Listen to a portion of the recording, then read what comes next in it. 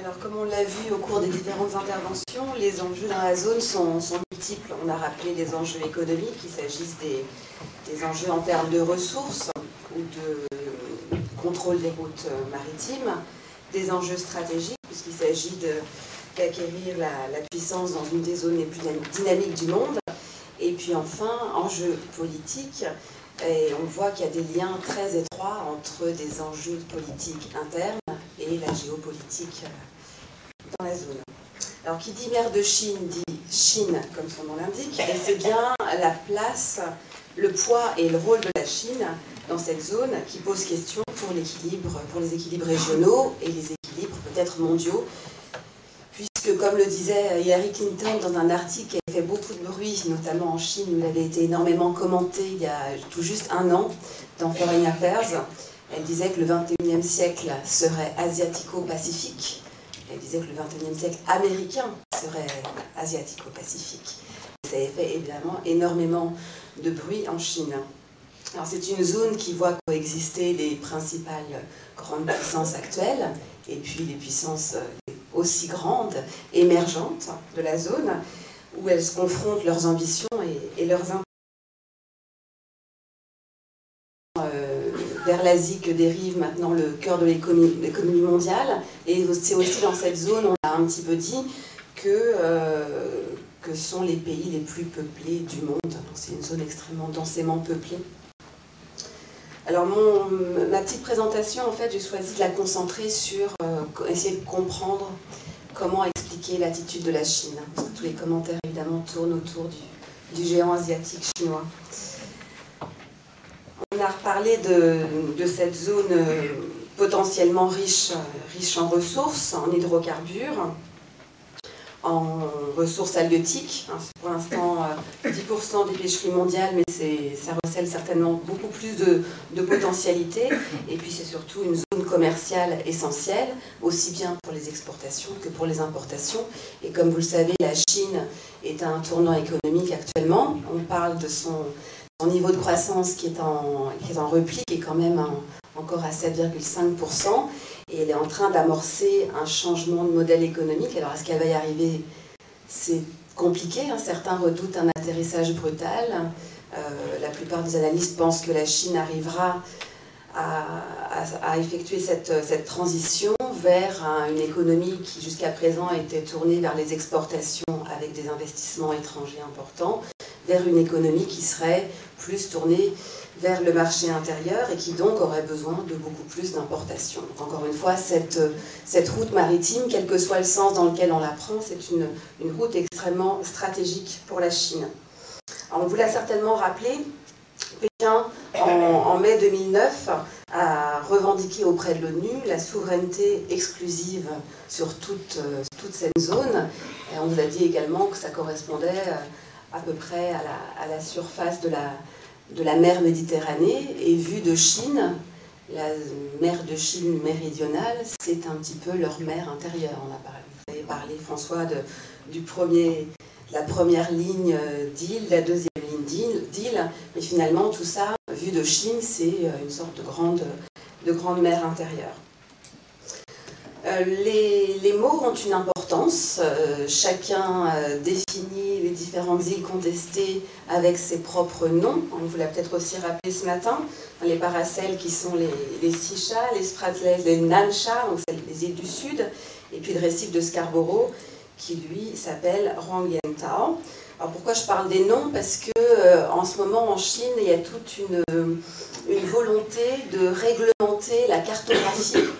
Il y a eu une nouvelle réglementation, enfin une loi qui n'est pas encore votée, mais qui obligerait toutes les personnes qui publient des cartes à obligatoirement inscrire l'ensemble des revendications territoriales maritimes chinoises sur ces cartes-là, faute de quoi l'amende qui était de 10 000 yuan serait, avec cette nouvelle loi, portée à 100 000 yuan.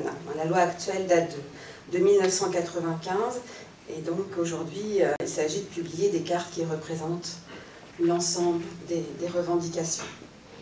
Toujours dans le domaine de la cartographie, il faut savoir qu'en Chine il y a une administration de la cartographie et de la géo-information, qui vient de son côté de publier, alors là on n'est plus en mer de Chine méridionale, mais en mer de Chine orientale, la carte des îles Senkaku, qui en chinois s'appelle Yaoyu, ça c'était en septembre, et l'administration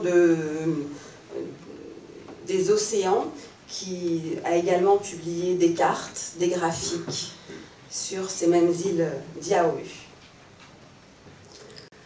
Toujours dans le domaine des cartes ou de la bataille autour de la géographie, on vous a peut-être parlé ce matin de la volonté, alors cette fois-ci on est aux Philippines, la volonté des Philippines de renommer la mer de Chine méridionale pour bien montrer qu'elle n'appartiendrait pas aux Chinois et qu'elle s'appellerait dorénavant pour les Philippines la mer des Philippines de l'Ouest. Donc voilà, au-delà de la symbolique, il y a des vrais enjeux autour de la géographie. Je vais essayer de ne pas être redondante par rapport aux interventions précédentes. Alors pourquoi la Chine tient tellement à ses revendications maritimes? Au-delà des intérêts économiques, la Chine considère, et elle l'a dit depuis quelques années maintenant, que ces différents îlots inhabités font partie de ses intérêts fondamentaux. C'est le terme qui est employé dans les discours actuellement, au même titre que le Tibet ou Taïwan. La Chine refuse, comme elle refuse en général, de passer par des instances multilatérales pour régler les conflits, mais préfère le bilatéralisme, ce qui explique pourquoi il n'y a pas eu pourquoi l'ASEAN n'a pas été en mesure de parler d'une seule voix lors du dernier sommet à Phnom Penh. Et puis, il faut aussi relever que, comme l'a un petit peu dit François tout à l'heure, il y a plusieurs pouvoirs qui sont en jeu en Chine. On définit souvent la Chine comme un État très centralisé où tout serait défini à Pékin, mais en fait la réalité est un petit peu plus compliquée.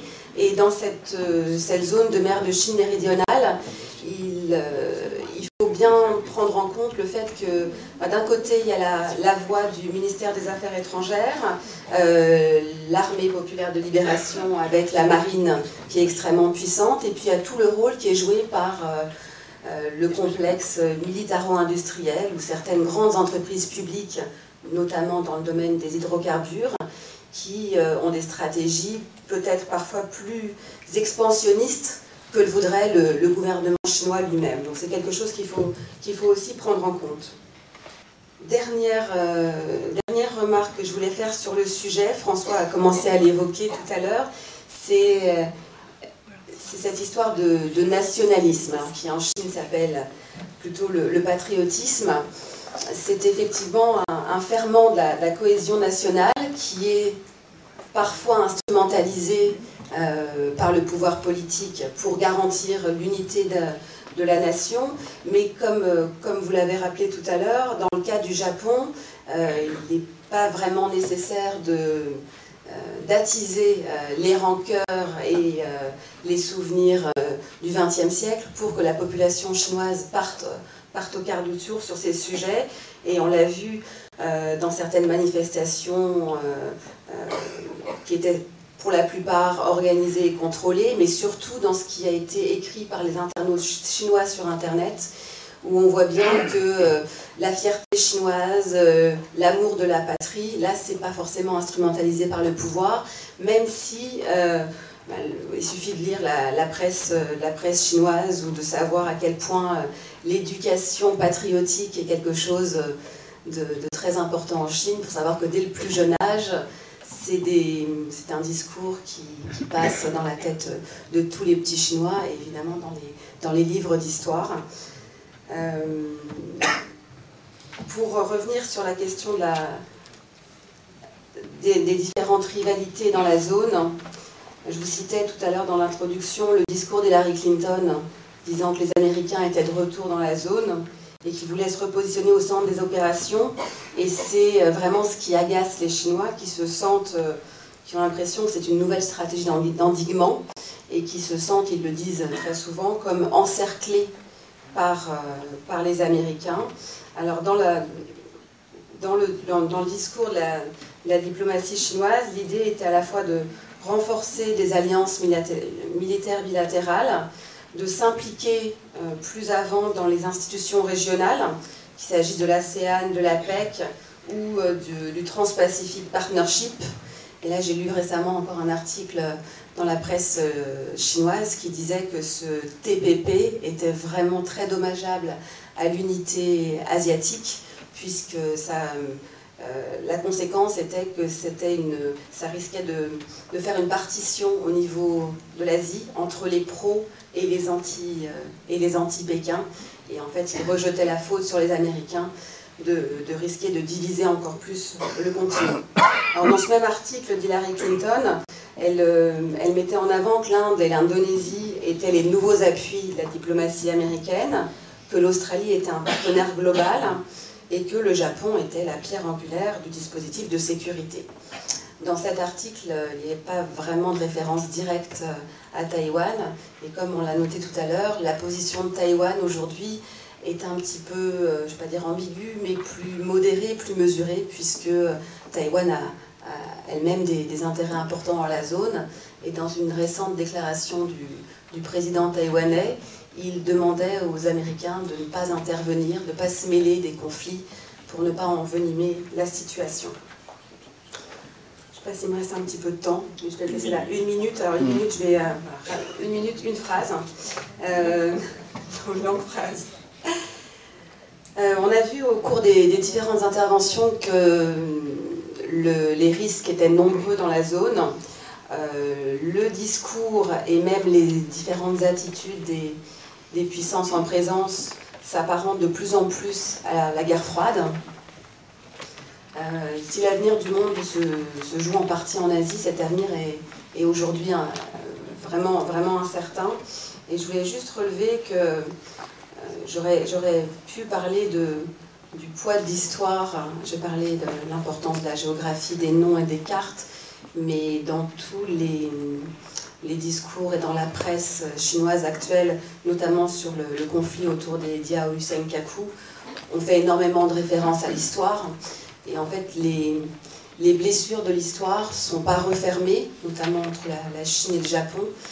Et je pensais à l'Europe qui vient de recevoir le prix Nobel de la paix. Alors peut-être qu'aujourd'hui, l'Europe n'est malheureusement plus en mesure de proposer un modèle, d'être un modèle ou un exemple en matière économique. En tout cas, en matière de paix et de réconciliation, il y aurait certainement des exemples à recevoir du côté de l'Europe.